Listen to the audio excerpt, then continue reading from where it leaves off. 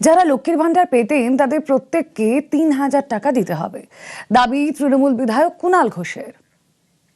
একটা চূড়ান্ত অনিশ্চয়তা, বিক্ষোভের পরিবেশ, মহিলাদের আরতি, আকুতি, মিনতি, প্রতিবাদ এগুলো শুরু হয়েছে। অবিলম্বে সরকারের হস্তক্ষেপ করা দরকার।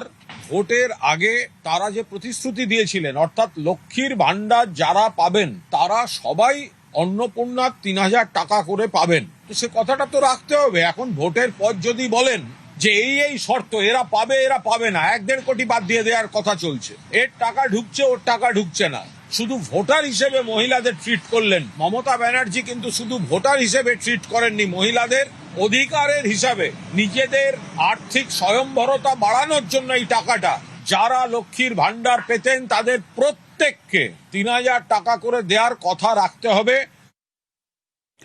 অন্নপূর্ণা যোজনার আবেদনকারীদের বিচলিত না হওয়ার পরামর্শ মুখ্যমন্ত্রীর, সেই সঙ্গে বিরোধীদেরও নিশানা করেছেন তিনি। বড় বড় কথা বলে যারা সোশ্যাল মিডিয়ায় দিচ্ছেন বিচলিত হবেন না। মাত্র 500 টাকা দিতে কতদিন লাগিয়ে দিয়েছিল 2021 সালে যারা ভারতীয় জনতা পার্টি করার জন্য বিগত সরকারের আমলে বঞ্চিত হয়েছেন।